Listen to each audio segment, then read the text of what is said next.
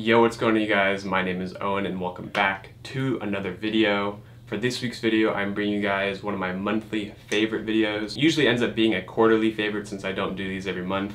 But if you are unfamiliar with the series, I will run over some of my clothing favorites from the past month as well as some of my entertainment favorites.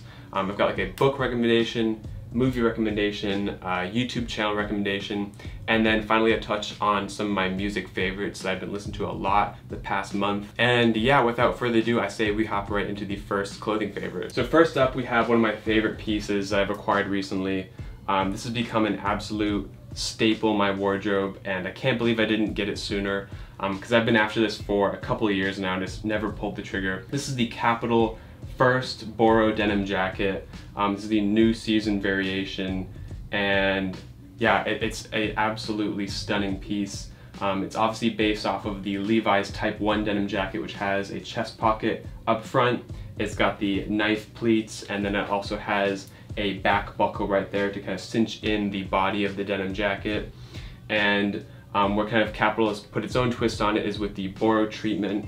If you're unfamiliar with Boro, it was a traditional Japanese textile mending method that originated with farmers, I believe, where they would take scraps of fabric, patch them together to create garments that are thicker, that would keep them warm without wasting any textile and any fabric. So kind of upcycling, extending the lifespan of garments in any way possible. And this jacket has been patched with tons of different indigo dyed fabrics. Some are just a plain indigo dyed cotton, some are striped, some are like a houndstooth pattern, some are horizontal pinstripes and all that good stuff. It's all patchwork together beautifully, all hand done obviously. Each jacket is completely unique, so it will be slightly different. I just love all the distressing that's been put in. Tons of holes and string and thread hanging off. Just looks beautiful, and that is what the backside looks like. Such a beautiful piece. The craftsmanship is amazing. And my variation is the spring summer variation, which is unlined. You guys can see it's a printed lining on the inside, whereas the fall winter variation will have a blanket lining, very similar to old Carhartt and Levi's jackets. In case you're wondering about the sizing, I did go with a size 3, which equates to like a US medium to large. I didn't want this to be oversized on me, so it fits perfect. I float right between a medium and a large. And then to kind of complement this piece, another pickup of mine is this jacket right here, which a couple of you pointed out in my last video because it was floating around in the background. This is a Boro denim jacket, but this is a Levi's Type 1 denim jacket. As you guys can see, the Levi's tag right there. It's got the Type 1 pocket, knife pleats, back, buckle. But this was hand Boro customized by this guy in Japan called Proleta, I think that's his name. And I believe this is the third jacket that he's released. I could be wrong, but based off what I gathered, this is the third one. And yeah, it's such a beautiful piece. It's completely unique. I believe he releases one a week, and each one is entirely different. Now he's got like his own tags and everything, but this was kind of before he started to include his own tags. So it just has the standard Levi's tag right there. This one is done with a red and blue paisley bandana pattern, patchworked all over. You guys can tell that the patchworking method is a little bit different between these two. This one's a little bit more sort of like distressed and stringy, lots of loose thread. This one's very clean compared to this one. But you can see there's lots of holes kind of patched up with the red bandana. It looks like it's been shot with like a shotgun and then stitched over. I think the backside is beautiful as well. Unfortunately though, this one is a little too small. Based off the measurements that I got and based off of the tag on the Levi's jacket, I thought it would fit me, but it is a little bit too small. It fits like a US small, so unfortunately I won't be able to keep this in my wardrobe. I am gonna have to let this go. So if you are interested in this, feel free to hit me up with a message or we can talk about price. But yeah, it's probably all for the best because I don't need 2 Boro denim jackets. And besides, this one's a little bit too loud for me anyways. I think the red is a little vibrant compared to some of the other stuff in my wardrobe. Moving on to the next item, I'd say this next one is probably my most worn item that's gonna be in this video, and that is this pair of shorts right here. These are the Rick Owens Spring Summer 2014 Vicious Boxer Shorts. And I've been after this pair of shorts for so long now, and I'm glad I finally got my hands on it. I am after the other colorways as well though, but this is just the all black colorway. It is made with a super heavy duty nylon. It's extremely sturdy. But other than that though, it's a really basic pair of shorts. I've just been wanting a pair for so long. Just has 2 pockets on the side, and then it has like a button up front, which doesn't actually really work though. It's not necessary because the waistband is an elasticated waistband. Does not have any drawstrings. Rick Owens likes to put drawstrings on his stuff, but not on this pair of shorts. And they are a short style, so they are above the knees, which I think is a little bit more athletic. It looks nice. Yeah, there's a really basic pair of shorts. They're perfect for me though. I wear them when I work out. I wear them just running quick errands or just around the house. And yeah, if you have any leads on other colorways, please let me know. I did go with a size 46, which equates to like a 28 to 30 waist, which is perfect because it is elasticated. So it fits me perfect. Yeah, I just want to show you guys my most worn item in this video. And then moving on to a pair of jeans. This pair of jeans has been a great investment for me. I'm excited to put more wear into them. These are the ground cover raw straight leg jeans that Avery released a few months ago. And I wish I purchased them sooner just because I was a little bit hesitant at first, but they're such a great pair of jeans. I've got about 15 wears in them now. You can start to see some of the whiskering going on back here. I haven't put them through any wash yet, so I'm gonna wear them a lot more before I do that, obviously. But they do have the selvage lining right there, you can see that. And they are made with a 13.75 ounce cotton, which is the perfect weight. It's ideal for this. And they do feature the ground cover hardware. You can see the ground cover buttons right there, and then little ground cover rivets, which is a nice subtle detail. They're the perfect fit. I ended up going with a size 30, so I do recommend going true to size if you were thinking about getting a pair. But keep in mind, they do come with a standard inseam. I think the smaller sizes have a 33.5 inseam, and then some of the bigger sizes have like a 34.5 inseam. So it is on the longer end, and I guess the idea is that you do roll up the bottom cuff, but since I am on the taller end, they just sit perfectly for me. I don't roll up the hem. And yeah, I'm excited to get more wear put into these. I think they're gonna look great in a couple of years especially. And I think the color of the indigo denim is amazing. I like how it's nice and muted, fits nicely into my muted wardrobe. And yeah, let's move on to the next item. So next up, what I've been wearing a lot recently are Carhartts, and I have 2 pairs that I gravitate towards a lot. This first pair is a pretty basic standard pair of double knees. I've shown off on the channel before, but it's been a long time. Some new wear has been put in, I guess, since then. But yeah, it's just an unaltered pair of double knees, really baggy, relaxed fit. You can see some stains along the knees, and the pockets are starting to get a little bit more open. And I guess the main detail that I've put into these through my years of wear is, since I've released the bottom hem, and because I do wear heeled boots, both hems have this crazy heel bite action going on, where the hem just sort of hangs down below. It looks really nice on shoes especially. But yeah, that's the only like unique detail about these, I guess.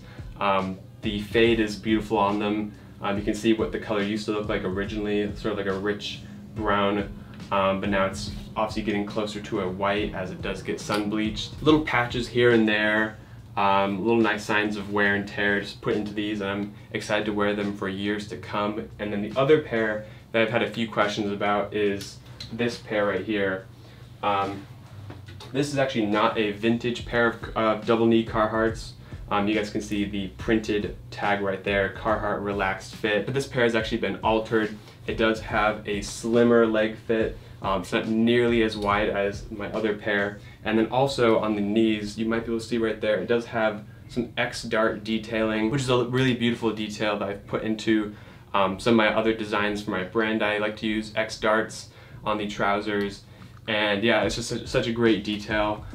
This color is a little bit more faded. This one's not nearly as rich as the other pair. It's definitely closer to like a stone white now. And the inseam is longer as well, so it does stack nicely on boots. And this pair also does not have the classic hammer loop. It's just got the 2 pockets on the back of the legs, and then the 2 standard pockets on the back right there. Yeah, I just had a few questions about these, so I figured I'd show you guys, especially since I wear them a lot too. And another frequent wear of mine is this pair of Vuja De Trousers from Ken's 4th collection, and they're such a beautifully made pair of trousers, obviously inspired by the Carhartt double knees because it does have the double knee paneling. But where it gets a little bit more interesting is the fabric and the fit. The fabric is like a vintage military cotton that's been put through a wash, which gives it a really soft hand feel. And then the fit is sort of like a boot cut flare. You guys can see how as it gets closer to the hem it does get wider. Sits perfectly on like sneakers and derbies, and it's just such a great fitting pair of trousers.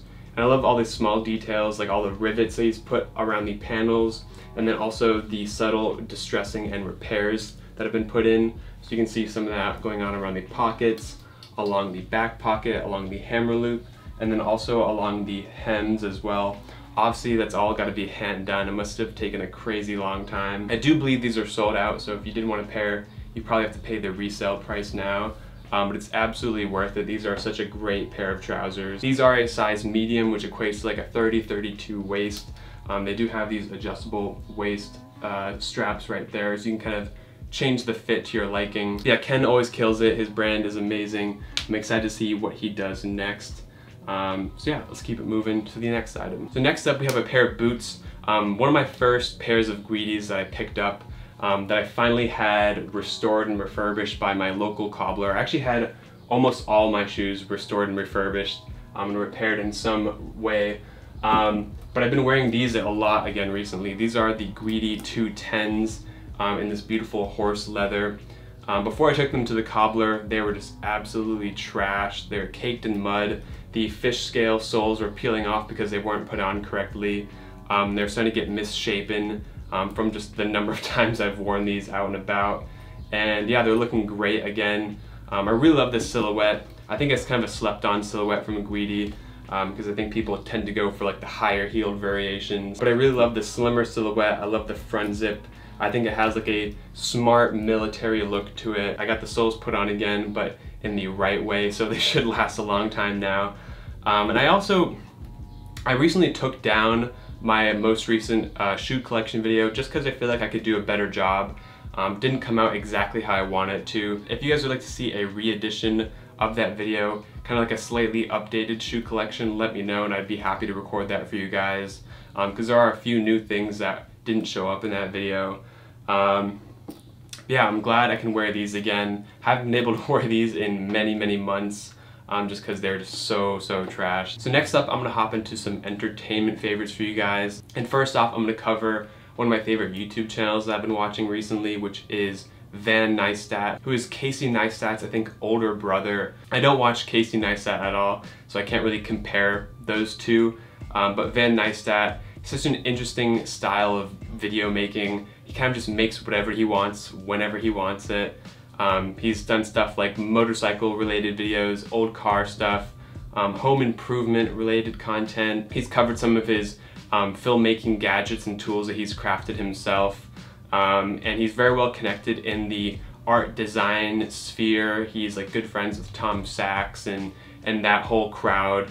So it's really interesting to see like his take on the world.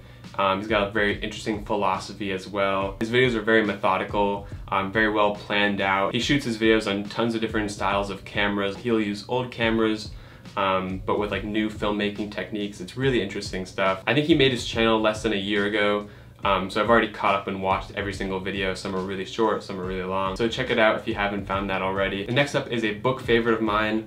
I actually picked up this book, which is What Artists Wear by Charlie Porter. While I was in London, I was looking for a specific book to give Magnus for his birthday, and as I was checking out, off the corner of my eye I spotted this book and I just instantly gravitated towards it, picked it up on the spot, complete impulse purchase, and it's been a great read. It looks like it's a really daunting book that is kind of thick, but because most pages have pictures on them, it's actually a really quick read.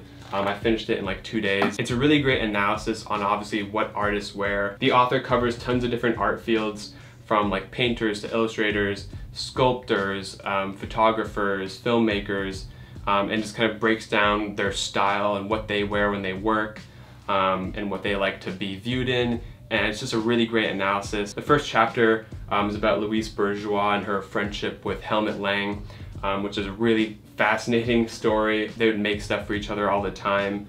So it was a really interesting view into that part of her life, I guess. Yeah, if you're interested in art and fashion, this is the perfect book for you because it kind of combines that stuff perfectly. And it's weird, I think this book is like blown up a lot recently. I feel like everybody's talking about it. So give it a little read. And then next I want to talk about a movie recommendation I have for you guys. If you're into the horror thriller genre, I would definitely recommend checking out The Killing of a Sacred Deer. It was directed by Yorgos Lanthimos, who directed some of my favorite movies. He directed The Lobster, which came out in 2015. Amazing, amazing movie. And I finally got around to seeing The Killing of a Sacred Deer, and did not disappoint at all. It was really strange, but it was really well done. I'm not going to give away too much about the movie, but basically it's about this guy who is a surgeon and his family, and kind of how he's sort of like adopted the father figure role of this kid who lost his father when he was much younger, and the kid just gets really involved in their lives. Too involved, and everything gets really sinister and very strange, and it's interesting to see how each member of the family kind of gets involved with this kid. And yeah, it's a great watch. Highly, highly recommend it. And since it did come out a few years ago, I think you can find it online fairly easily. It is on Netflix if you are in the US, so check that out. And then last up, to finish off my monthly favorites, I'm gonna play you guys 5 of my favorite songs that I've been listening to a lot this past month. So sit back, relax, and enjoy. No up in my jeans, I got a bankroll. Never short on that little green, I keep a bankroll. And I'm working with a limb, got too much bankroll.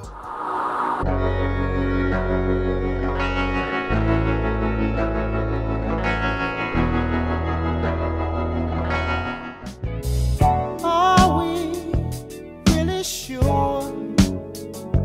Can I love that? Hello, color my frame.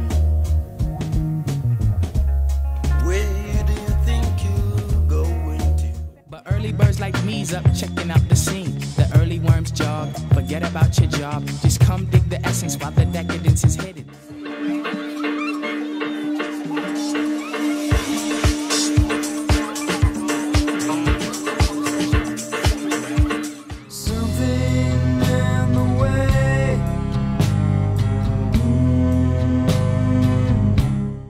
That's going to be it for me, guys. Thank you so much for watching. I really do appreciate it. If you enjoyed this video, please drop a like down below and subscribe to the channel if you are new, and I'll catch you guys in the next one. Peace out. Have a good one.